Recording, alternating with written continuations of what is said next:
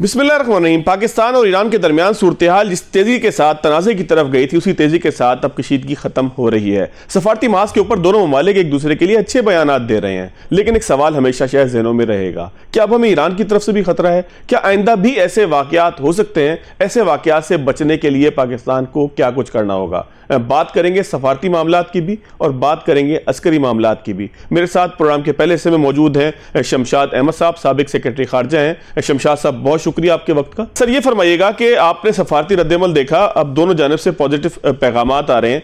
अगर आप इसका तज्जिया करें तो दोनों जानिब से कितनी समझदारी के साथ इसको टैकल किया गया, कहां कहां सफारती महाज पर पाकिस्तान से और कहां पर ईरान से गलतियां हुई हैं? देखिए, जहां तक सफारती महाज की बात है, मैं तो समझता हूं कि वो ना ईरान में ना पाकिस्तान में इस्तेमाल हुआ है। ये मिलिट्री महाज था और मिलिट्री महाज से जो कुछ भी हुआ वो अच्छा नहीं हुआ। और मैं तो वैसे भी सिफारतकार हूं, मैं जंगों के खिलाफ हूं। मैंने सिर्फ एक जंग की हिमायत की थी, सिर्फ एक जंग की, और वो जंग थी कारगिल पे, जब पाकिस्तान की फौज ने हमें ये कहा था कि इंडिया ने जो हमसे कारगिल की चोटियां 1971 में जब हमने इंडिया के सामने सरेंडर किया था ढाका में, तो उस वक्त इंडिया ने भुट्टो और इंदिरा गांधी की मुलाकात में डिले करके हमारी कारगिल की चोटियां वो हमसे छीन ली थी हमारी कमजोरी की वजह से। तो उस वक्त फिर जब 99 में जब मुशर्रफ ने कारगिल ऑपरेशन किया, और अगरचे वो बहुत गलत बात थी क्योंकि हमने तो इंडिया के साथ एक अमन का मुआहदा साइन किया था लाहौर में, लाहौर समिट में 21 फरवरी 1999 में, और उसके मुताबिक हमने कश्मीर पर भी बात करनी थी, सारे मसले हल करने थे, लेकिन वो कारगिल की वजह से वो सारा डिरेल हो गया था। कहना ये चाहता हूं कि उसके बाद जो पहले तो हमें कभी नहीं बताया गया था कि कारगिल पे ये ऑपरेशन किया गया है, ना प्राइम मिनिस्टर को, ना मुझे, ना हमें।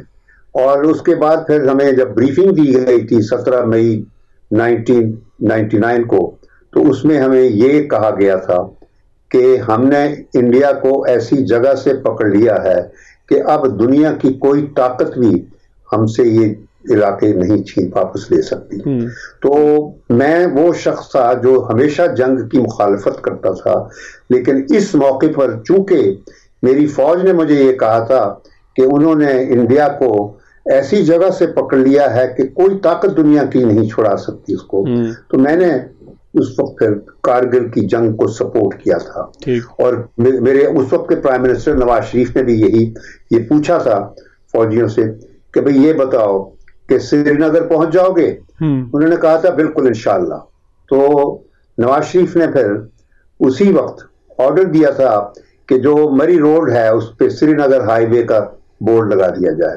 और फिर वो हम लोगों ने दुनिया को, मुझे कहा गया था कि मैंने दुनिया को बताना है कि वो हम नहीं है, वो मुजाहिदीन है। तो मैंने 10 दिन पूरे जोर शोर से, पूरी ऊंची आवाज से ये बताने की कोशिश की दुनिया के कि वो हम नहीं थे, वो मुजाहिदीन थे। लेकिन दुनिया में कहीं हमारी सुनवाई ना हुई, और नतीजा ये निकला कि हमारी चोटियों पे से हमारे बॉडी बैग्स आने शुरू हुए। तो मुझे बहुत शदीद वो अफसोस हुआ और बहुत परेशानी हुई। तो मैंने फिर प्राइम मिनिस्टर से कहा कि वी हैव टू रिविजिट। तो फिर हमने रिविजिट करके, और फिर अमेरिका बीच में पड़ गया, इंडिया के साथ हमने अमन का मुआहदा किया, बहुत सारी बातें हुई। लेकिन मैं कहना यह चाहता हूं कि मैं जंगों की हमेशा मुखालफत करता हूं। उस वक्त मैंने उस जंग को कंडोन किया था, लेकिन अब मैं किसी जंग की हिमायत नहीं करता, क्योंकि ये कहना कि हम दुरुस्त हैं दूसरा गलत है, उसमें यह भी गुंजाइश है कि दूसरा शायद दुरुस्त हो और हम गलत हो। क्योंकि ये जो इल्जाम ईरान पर दिया जा रहा है कि जो ईरान ने हम पे हमला किया था, पहल उसने की थी, यकीनन उसने की थी, लेकिन वो ईरान ने ये कहा था कि हमारे इलाके से ईरान पर हमला हुआ, तो उन्होंने अपना सेल्फ डिफेंस का हक इस्तेमाल किया है। और इसी तरह हम करते हैं अपना सेल्फ डिफेंस का हक जब टीटीपी, जो पाकिस्तान की एक दहशतगर्द ग्रुप है, जो अफगानिस्तान के हम इलाके से हम पर जब साजिशें करके वो सैबोटाज करते हैं, तो हम लोग अपना हक इस्तेमाल करते हैं कि नहीं करते, सेल्फ डिफेंस में उन पर हमला करते हैं कि नहीं, वो चाहे अफगानिस्तान में बैठे हों या जहां भी हमें पता चल जाए बैठते हों तो हम करते हैं। तो ईरान ने यकीनन अपना हक इस्तेमाल किया था, लेकिन मैं फिर कहूंगा कि हमारी रवायत के मुताबिक ईरान और पाकिस्तान में हमेशा से, ये पहले भी इस किस्म के वाकयात होते रहे, हमेशा हमने आपस में डिप्लोमेटिक एंगेजमेंट के जरिए से इस किस्म के हादसात और अलमनाक वाकयात को से बचाया था मुल्क को। और इस दफा भी ये हो सकता था अगर डिप्लोमेसी के साथ काम किया जाता, लेकिन बदकिस्मती ये है पाकिस्तान में उस वक्त जिस वक्त ये हादसा हो रहा था कोई हुकूमत नहीं थी। जो आपका प्राइम मिनिस्टर था वो वहां स्विट्जरलैंड में दावोस में बर्फ के नजारे करने के लिए गया हुआ था। जो आपका इंटीरियर मिनिस्टर है उसने पीपल्स पार्टी ज्वाइन कर ली हुई है। जो आपका डिफेंस मिनिस्टर है वो पता नहीं है भी कोई नहीं है। तो मकसद मेरा कहने का है जहां हुकूमत नहीं होगी तो फिर फैसले करने वाले तो आपको पता है कि कौन होते हैं। तो जो वो होते हैं तो वो तो सफारतकारी नहीं जानते ही नहीं, उनको तो पता ही नहीं सफारतकारी क्या होती है। तो ये हादसे बच सकते हैं अगर आपके मुल्क का निज़ाम, बंदोबस्त, अरेंजमेंट जो है वो आइन और कानून के मुताबिक हो। शमशाद साहब, सीखने का हमें क्या मौका मिला इस सारे मामलात पे? जाहिर है कि अब दोस्तों से अगर लड़ते रहेंगे या तमाम अपनी सरहद जो है वो उनको गैर महफूज बना लेंगे, हिंदुस्तान के साथ मुस्तकिल तनाज़ा है, अफगानिस्तान की तरफ से पीस नहीं है, हमेशा से तनाज़ा है, कोई ना कोई मामला चलता रहता है, अब इस तरफ से भी अगर हो जाए तो मुस्तकबिल में बचने के लिए सफारती मास पर हमें किस तरह से प्रोएक्टिवली चलना होगा? देखिए, जो भी जितने भी इक़दामात सिफारती महाज पर लाजमी होते हैं वो उस वक्त कामयाब हो सकते हैं जब आपके मुल्क में हुक्मरानियत ठीक हो रही हो, रियासत आपकी ठीक हो, वहाँ आइन और कानून के मुताबिक काम होता हो, वहाँ लॉ एंड ऑर्डर हो और जो इदारे हैं वो अपना काम कर रहे हो। आपका मुल्क जो है यहाँ पार्लियामेंट तो पार्लियामेंट का काम नहीं कर रही, यहाँ हुकूमत का काम नहीं कर रही। मैंने बताया कि आपकी निगरान हुकूमत जो इलेक्शन के लिए बनाई गई थी वो तो इलेक्शन के लिए कुछ भी नहीं कर रही है। वो तो दौरे करने से उसको फुर्सत ही नहीं मिलती है जो प्राइम मिनिस्टर है, और इलेक्शनों का तो उसको पता ही नहीं है क्या हो रहा है इलेक्शन के बारे में। और दूसरा, पुलिस नहीं है, ब्यूरोक्रेसी नहीं है, कॉन्स्टिट्यूशन नहीं है, कानून नहीं है। तो जब तक ये बातें मुल्क में नहीं होंगी तो आपकी ना सिफारतकारी है, न खारजा पॉलिसी है, न रियासत है। तो ये बदकिस्मती है हमारी। ये कायदे आजम ने, अल्लामा इकबाल ने जो तसव्वुर पाकिस्तान का दिया था, जिसकी बिना पर पाकिस्तान बना था, वो तसव्वुर तो कहीं नजर ही नहीं आ रहा। ये तो जो पंडित नेहरू ने सितंबर 1946 में कहा था, ये जो पाकिस्तान बनाने की बातें हो रही हैं, ये मैं कह देता हूं कि ये सिवाय कल्चरली ऑटोनमस एंटिटीज के अलावा और कुछ नहीं होगा, कोई रियासत नहीं होगी। तो वो ना पंडित नेहरू को कुछ करना पड़ा, ना इंडिया को कुछ करना पड़ा, हमने खुद ही पाकिस्तान को राजधानियां बना दिया है, लिंग्विस्टिक बुनियादों पर, नस्ली बुनियादों पर, कल्चरल बुनियादों पर, सिंधी, पंजाबी, बलोची, पठान, ये करके पाकिस्तान तो मुझे नजर ही नहीं आ रहा। मैं बचपन में जब पाकिस्तान पहुंचे थे तो जिस पाकिस्तान का तस्वर हमें हमारे कायद ने दिया था, मैं तो उस पाकिस्तान की तलाश उन 75 सालों से करता हूं। उन जो तकरीबात यहां होती हैं कि हमारे साथ जुल्म हुआ पार्टीशन के वक्त, ये हुआ, वो सब देख के मुझे अफसोस होता था कि हम तो सारी कुर्बानियां देकर, मैंने कटी हुई ट्रेनें देखी थी अपने बचपन में, पूरी की पूरी ट्रेनें जिन पे हमने सवार होना था, लेकिन हम जगह नहीं मिली थी, और अगले दिन हम जब वहां से गुजरे तो वो ट्रेन कटी पड़ी थी। तो हम तो पाकिस्तान के लिए सब कुछ, अपना घर बार, अपनी आबा अजदाद की जमीनें, जागीर, हर चीज, अपनी शनाख्त तक छोड़कर इस पाकिस्तान आए थे जो कायदे आज़म ने हमें दिया था, एक आजाद रियासत के तौर पर, एक खुद मुख्तार रियासत के तौर पर, एक खुददार रियासत के तौर पर। तो क्या ये है खुददार रियासत है? हमने इसको आजाद बनाया था, इसको फिर गुलाम बना दिया गया है। आज हम अमेरिका के कदमों में पड़े हुए हैं, जो अमेरिका चाहता है वो हो जाता है। इस वक्त अमेरिका ने ईरान को प्रेशर में लाने के लिए ये सारे इस किस्म की कार्रवाइयां हो रही हैं। ये जितना बलूचिस्तान का इलाका है वहां कुछ ग्रुप्स ऐसे हैं जो अमेरिका सपोर्ट करता है, अब करता आया है बहुत अरसे से। उसने ईरान स्पेसिफिक ग्रुप बना के रखे हुए हैं, और हमें पता है, हमारे इन लोगों को सबको पता है। बदकिस्मती ये है कि बलूचिस्तान में जो कुछ हो रहा है वहां कभी सिक्योरिटी के हवाले से तो काम ही नहीं हुआ। वहां सिवाय स्मगलिंग के नंबर प्लेट वाली गाड़ी या बगैर नंबर प्लेट वाली गाड़ी और पेट्रोल की स्मगलिंग, ये स्मगलिंग, वो बजाय इस सारे सूबे को स्मगलिंग का जरिया बनाया गया है, लाकानूनियत का जरिया बनाया गया है। वहां सिक्योरिटी के नाम पर लोगों पर जुल्म किए जा रहे हैं। ये है हमारा बलूचिस्तान, जहां से ईरान पर हमला हुआ है, जहां ईरान की इंटेग्रिटी पे हमला हुआ है, जहां जैसे जवाब ईरान ने हमें दिया है। तो ये तो चलता रहेगा इस किस्म का। आप मुझसे क्या पूछते हैं कि ये कैसे होगा? ये कैसे होगा? पहले इसको रियासत को दोबारा रियासत बनाना होगा। बिल्कुल। कौन बनाएगा? वो सिर्फ अवाम बनाएंगे, और वो इंतखाब, सही इंतखाब होगा तब वो बनेगा। बिल्कुल ठीक है सर। सर बहुत शुक्रिया सर आपके वक्त का। किसी भी दर्द दिल रखने वाले फर्द की तरफ से जब वतन की तरफ कोई मामला चैलेंजेस हो तो इसी तरह के रद्द अमल का तवक्का है कि जिसके अंदर जिसने वतन बनते देखा हो वो दर्द दिल के साथ इसी तरीके से बोलता है। एक ब्रेक लेंगे, ब्रेक के बाद आएंगे तो अस्करी महाज पर क्या पाकिस्तान को चैलेंजेस होंगे सारे तनाज़े से जायजा लेंगे।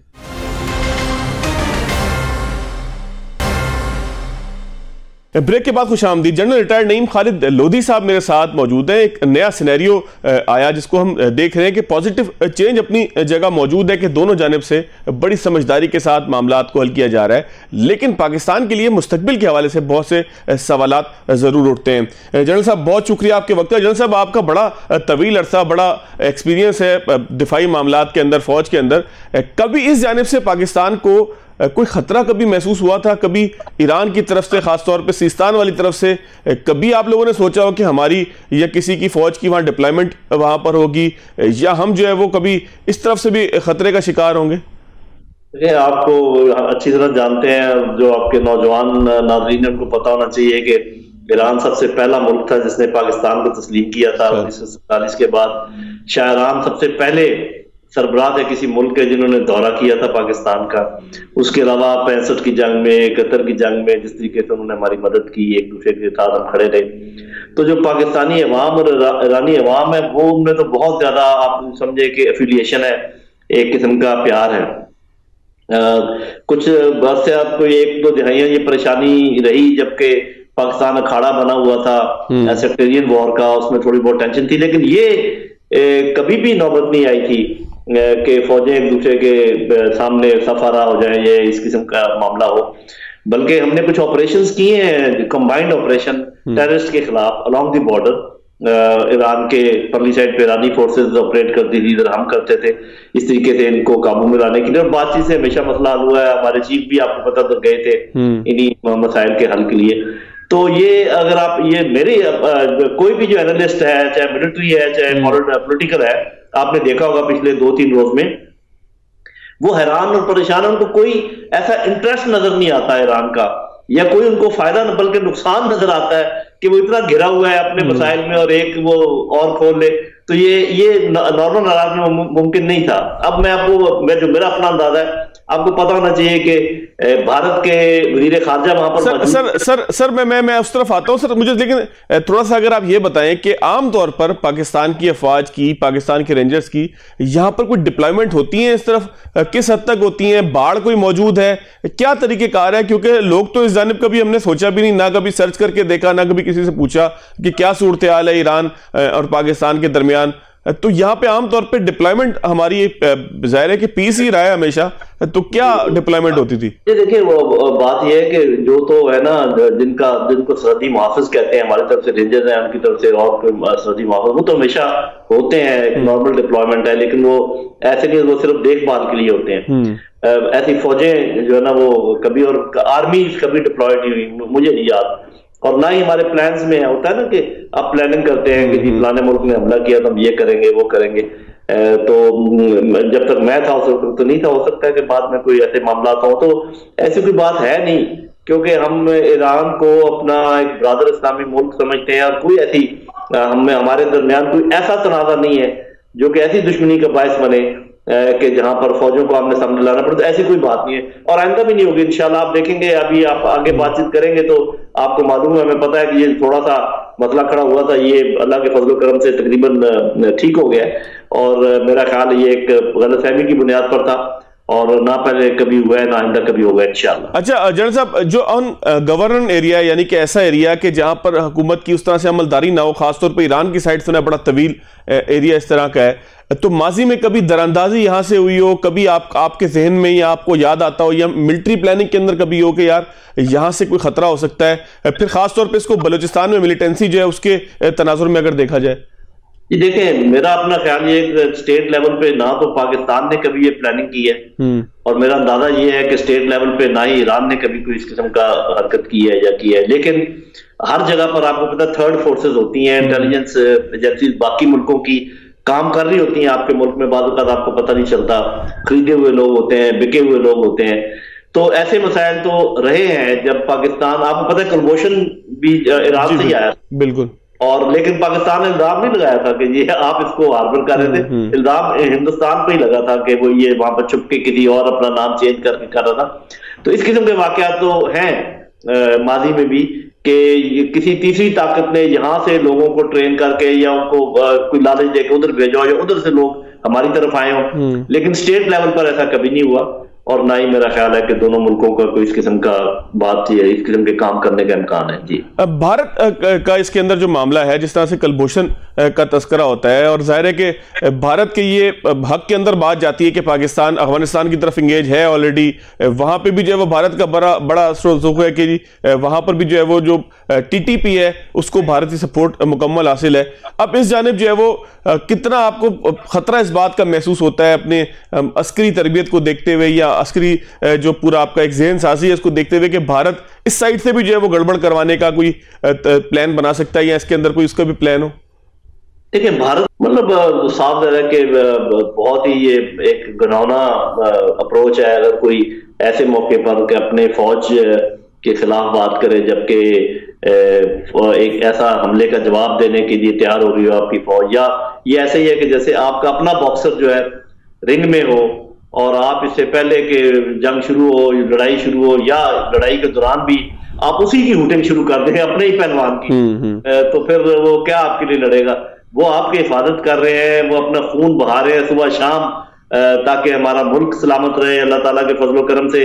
तो ये तो बड़े अजीब बात है। और एक बड़े अच्छा काम ये हुआ है कि एक तो आपने देखा होगा कि कुछ लोग ईरान को, अब मुझे नहीं पता कि उश्कल को पंजाबी में क्या, उर्दू में क्या कहते हैं, ईरान को उश्कल दे रहे थे कि आपने ठीक किया है, हल्ला शेरी कह ले सर, हल्ला शेरी दे रहे थे, कह रहे थे कि जी आपने सही किया। कुछ ममालिक हमें कह रहे थे कि आपने ठीक किया है।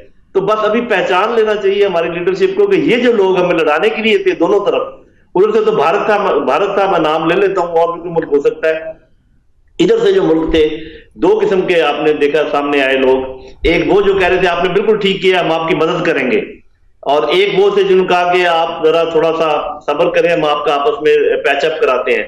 और अभी तुर्की ने भी ये कहा, चीन ने भी ये कहा, रूस ने भी ये कहा, और फिर कौन हमें लड़ाने पर आमादा था, क्योंकि वो ईरान को लपेटना चाह रहे थे, और कौन ईरान को हमसे लड़ाने पर आमादा था क्योंकि वो पाकिस्तान को लपेटना चाह रहे थे। तो मेरा ख्याल वो जो किसी शायर ने कहा था ना कि चलो इतना तो हुआ, कुछ लोग पहचाने गए, बिल्कुल। तो इस वक्त जो कुछ हुआ है इन 2 दिनों में, उसमें हमारी लीडरशिप को चाहिए कि जरा पहचान ले कि कौन दोस्त है और कौन दुश्मन है। बिल्कुल ठीक है। जनरल साहब, ईरान जंगी मशकों का ऐलान कर रहा है पाकिस्तान के साथ सरहद के ऊपर, जाहिर है मेरा नहीं ख्याल कि पहले कभी हुई हो, तो कितना अनकंफर्टेबल होता है किसी दूसरी फौज के लिए कि बिल्कुल एक जो है वो लकीर के उस पार कोई जंगी मशकें कर रहा हो? जी, साफ ज़रा कि ये कोई बहुत कंफर्टेबल पोजीशन तो नहीं होती, लेकिन साफ ज़रा कि फिर आप दफाई जो है ना इकदाम करते हैं। ज्यादा मेरा ख्याल है कि बात जो आगे बढ़ाने की है वो ये है कि जो सफारती अभी इंटरेक्शन हुआ है ईरान और पाकिस्तान के दरमियान, वो बहुत खुशाइंद है। और आज शाम को जो अभी हमारी होगी नेशनल सिक्योरिटी कमेटी की मीटिंग, मैं उम्मीद रखता हूं कि उनका बयानिया ऐसा होना चाहिए जो कि मरहम का काम करे और मुंदमिल करे इस छोटे से जख्म को, इसको बढ़ाए ना किसी भी सूरत में। तो अगर उम्मीद है कि ऐसा ही होगा, उधर से भी अच्छे इशारे आ रहे हैं, इधर से भी पॉजिटिव इशारे जा रहे हैं, तो मैं समझता हूँ एक चीज शुरू की ईरान ने, पाकिस्तान ने उसको मुकम्मल करके वो साइकिल खत्म कर दिया। पाकिस्तान का रिएक्शन बहुत जरूरी था, ये मैं आपको बता देता हूँ क्यों। इसके 3 बड़े बड़े फैक्टर हैं। एक तो ये कि आपने अपने अवाम को ये कॉन्फिडेंस देना था कि मुसल्लह अफवाज के ऊपर आप जितना खर्चा कर रहे हैं अपना पेट काट कर, ये मुस्तैद हैं, इनके पास वेर विदौल है, इनके पास इस्तात है और ये काम कर सकते हैं, अपने मुल्क का दिफा कर सकते हैं, वो साबित करना था।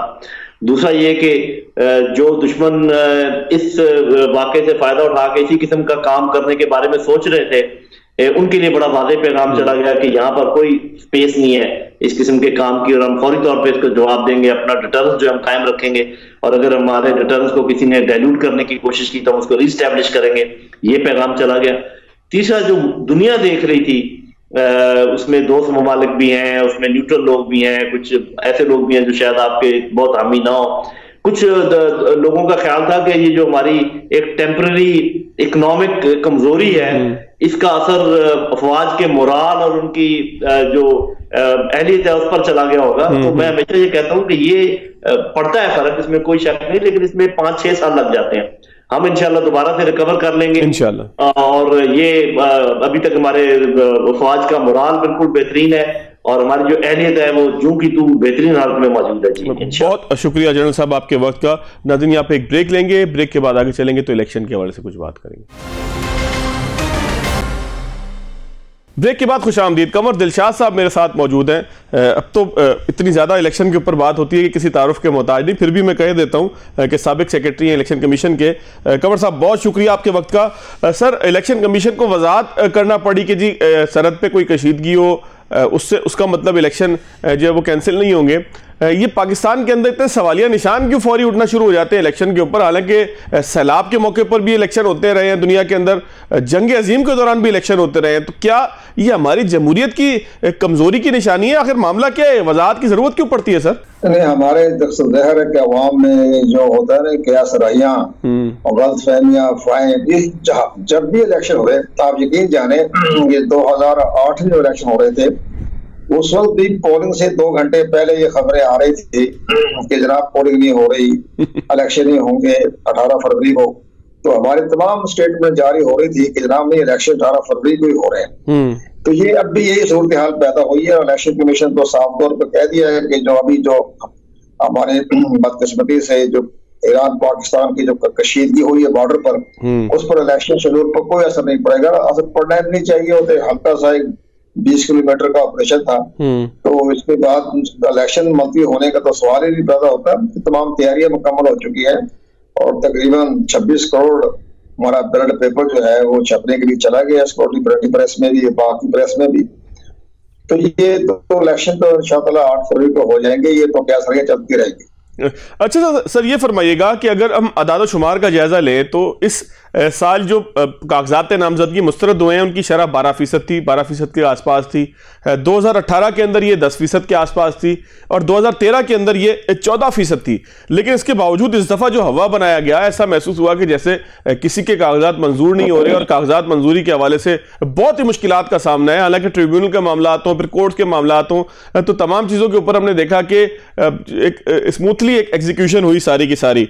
तो इस दफ़ा बयानिए की जंग के अंदर वो लोग ज़्यादा कामयाब हुए कि जो ये कहने में कह रहे थे कि जी कागजात नामजदगी बहुत ज्यादा मुस्तरद हो रहे हैं, या आपको लगता है कि कुछ रूटीन से हटके भी मामला हुआ है? दरअसल कागजात नामजदगी जब मुस्तरद होने के बाद बहुत से टेक्निकल बुनियादें होते हैं। आप यकीन जाने वो 15-16 पेज का एक होता है हमारा कागजात नामजदगी, जो एक सेल्फ कंटेन्ड डॉक्यूमेंट्स होती है। इसमें तमाम FBR, मामलात, जदादें, असासे, बहुत बड़ा टेक्निकल मामला हो जाता है। उसमें अगर कोई आम आदमी जो है इसको फिलअप करने में बड़ी दिक्कत पेश आती है, जैसे हम सालाना SBR में जमा करवाते हैं अपने घर के सारे मामलात, तो उसमें भी गलतियां हो जाती है, तो उसमें बाद बाकायदा हायर करने पड़ते हैं ताकि सही तरीके से फॉर्म SBR में चला जाए। इसी तरह ये जो कागजात नामजदगी है, जहाँ इतना पैसा करोड़ों रुपया खर्च करते हैं ये लोग, तकरीबन 1 करोड़ तो वैसे सरकारी रेट है ना, बाकी तो ज्यादा खर्चा होता है। तो कम से कम उसमें कोई 15-20 हजार रुपए किसी वकील को दे दें तो बेहतरीन कागज आपके फिक्र कर देगा, ये नौबत ही ना आए। वो 5-7 हजार रुपए खर्च नहीं करने, अपने कागजात नामजदगी की जो रिजेक्ट होगा, जो वकील करेंगे उसको 2 लाख फीस दे देंगे। लेकिन कागजात नामजदगी के फार्म के टाइम किसी वकील की या किसी एक्सपर्ट की खिदमत हासिल नहीं करते। ये उनमें गलतियां हैं, इसमें बात नहीं है। फिर उसको बढ़ाते, फिर बाद में स्कोरिंग बनाते हैं, फिर उसके बाद वीडियो बनाते हैं, फिर वायरल करते हैं। तो एक प्रोफेशनल तरीका इख्तियार हो गया ना। तो ये सारे मामला अब देखें कि हर हल्के में पीटीआई के जो नुमाइंदे खड़े हैं 266 सीटें हैं, तो 224 पर उनके नुमाइंदे खड़े हैं, इलेक्शन लड़ रहे हैं। बाकी ठीक है, पाकिस्तान में सिंध में उनको कैंडिडेट नहीं मिले होंगे।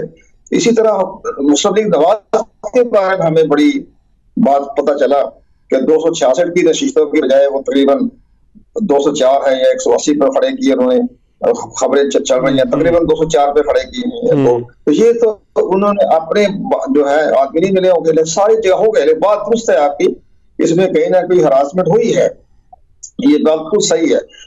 जिस पर इलेक्शन कमीशन पाकिस्तान ने एक्शन भी लिया और इसके बाद चीफ सेक्रेटरी पंजाब का मैं कह सकता हूँ, चूंकि पंजाब गवर्नमेंट का हिस्सा हूँ, तो इन्होंने बड़ा खूबसूरत तरीके से सुप्रीम कोर्ट में चीफ सेक्रेटरी ने अपना जवाब दाखिल कराया कि टोटल जो हमें शिकायतें मिली वो 36 मिली है, जो उन्होंने दरख्वास्त दी है वो हमने इसका हल निकाल दिया है, एक्शन भी ले लिया है, जवाब तलबी भी कर ली है।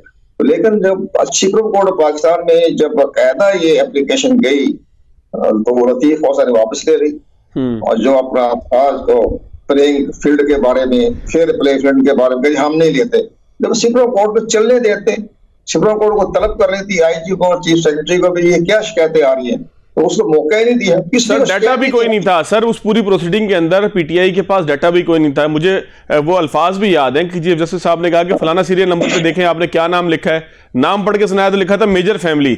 सर लिस्ट जो सुप्रीम कोर्ट के अंदर पेश की गई वो भी मुस्तनद नहीं थी, उसके अंदर नाम भी गलत थे, उसमें बहुत सारे मामला थे। तो ये तो बात आपकी दुरुस्त है कि चलने देते, केस देख लेते। सर एक चीज और फरमाइएगा, बैंगन, ढोल, बोतल, ये इस तरह के मज़ा का खेस, जूता, इस तरह के निशानात ये इलेक्शन कमीशन पहले भी देता रहा है, या इस दफा बहुत ज्यादा आजाद उम्मीदवार हो गए तो हम सबको पता लग गया कि भाई ये निशान भी होते हैं? ये बड़ा मजाक शुरू चला रहा है। वो ये होता है कि जब जाहिर है कि एक और बड़ी अहम बात है, इलेक्शन कमीशन पाकिस्तान ने शेड्यूल जारी होने से पहले अपने जो सिंबल है उसका चार्ट जो है वो सारे वेबसाइट पे भी दिया, सारा कहा कि इसमें अगर किसी को रद्द बदल करना हो तो हमें बता दें। था आरटीएस बैठ गया। इस दफा अगर इंतजामात को आप देखें तो कोई कहीं पर आपको ऐसा कोई गैप नजर तो नहीं आता कि जो बाद में किसी स्कैंडल का शाखसाना बने? इसमें हमारी सियासी जमातें जो होते हैं बड़ी स्कोरिंग करती हैं, इनके पास बड़ा गोल्डन हैंड आ गया था, गोल्डन स्टिक आ गई थी कि जब आरटीएस बैठ गया था तो बड़े मुतालबे किए थे लीडर ऑफ द अपोजिशन ने कि जनाब हम एक कमेटी बनेगी, बड़ी हाई पावर्ड कमेटी बनी जिसमें कि स्पीकर साहब ने बना दी थी, कौमी असम्बली के इसमें सरदार या सादिक मेंबर थे, वो बड़े बड़े इसमें शामिल किए। लेकिन एक इजलास के बाद जब फाज चौधरी साहब ने वज़ीर इत्तलात के जमाने में ये इतराज किया कि जनाब जो आर्टिकल 226 है उसमें लिखा हुआ है कि जो ही जब इलेक्शन हो जाए तो किसी अदालत में चैलेंज नहीं किया जा सकता, तो बस इसके बाद इजलास नहीं हुआ। इनके पास जवाब देना नहीं था, इनको ये जवाब देना चाहिए था कि जनाब आपने जो 2014 में जो बनाई थी जुडिशल कमीशन जिसके सरबराह नासिर मुल्क थे और 3 महीने वो केस चलता रहा, तो उस वक्त ये आर्टिकल 226 याद आया आपको? उस टाइम ये बात ये इनको कहना चाहिए था ना जो लीडर ऑफ द अपोजिशन को कि जनाब फवाद चौधरी साहब आप हमें तो याद आने करा रहे हैं जब आपने क्यों गए थे आप जुडिशल कमीशन, ये भी तो आर्टिकल 226 के खिलाफ थी। बिल्कुल अभी ये कहते हैं कि उस वक्त नासिर मुल्क साहब को भी देखना चाहिए था, चीफ जस्टिस पाकिस्तान को, जनाब आर्टिकल 226 इजाजत नहीं देता, कोई कमीशन नहीं बैठता, कोई क्वेरी नहीं होती। हाँ इलेक्शन ट्रिब्यूनल में जाए, इलेक्शन ट्रिब्यूनल में लिखा हुआ है आइन में कि इलेक्शन ट्रिब्यूनल के सिवा और किसी चैलेंज नहीं किया जा सकता इलेक्शन जो है। लेकिन बहरहाल अभी इन्होंने आरटीएस बैठ गया था, उसके बाकायदा क्वेरी बैठाते, कमीशन बैठाते, जिस तरह इमरान खान ने जंग लड़ी, इमरान खान ने नहीं जंग लड़ी 126 दिन तक दोबारा इंतखाबात करवाए जाए या पोलिंग स्टेशनों पे नाम लिए, हल्कों के नाम लिए, 4 हल्कों के नाम लिए, इनको भी चाहिए था, खामोश बैठ के सिर्फ सियासी स्कोरिंग करने के लिए। आरटीएस की कोई अहमियत नहीं थी, हमने बड़ा गौर खोज किया है। आरटीएस बैठ गया, 3 घंटे के बाद रिजल्ट वापस आना शुरू हो गया, मैनुअल हो गया, उसमें क्या फर्क पड़ना था? बिल्कुल ठीक है सर, ये इसका मतलब ये है कि ये सियासी बयानी है और फिर खुदा ना खास्ता इस सिलेक्शन के बाद भी हमको जवाब बुलाएंगे ना, हमें बुलाए ना, हमको जवाब दे देंगे ना। आरटीसी क्या वैल्यू है? 3 घंटे के बाद तो मैनुअल हो गया। इससे पहले जनाब मैं गुजारिश करूं, ये बेनजीर भुट्टो साहिबा जो सिर्फ बड़ी कामयाब बहुत विजनरी लीडर थी पाकिस्तान की, जब ये 2008 के जो इलेक्शन 2002 के इलेक्शन हो रहे थे तो बेनजीर भुट्टो साहिबा ने कहा उस वक्त के चीफ इलेक्शन के जस्टिस इरशाद को कि कोई कंप्यूटर इस्तेमाल नहीं होगा, तमाम रिजल्ट फैक्स के जरिए आएगा और तमाम कहीं भी कंप्यूटर का इस्तेमाल नहीं होगा। तो चीफ इलेक्शन कमीशन थे, मैं इलेक्शन कमीशन के तमाम कंप्यूटर जब्त कर लिए थे, कहना ये सब चीज मैनुअल होगी।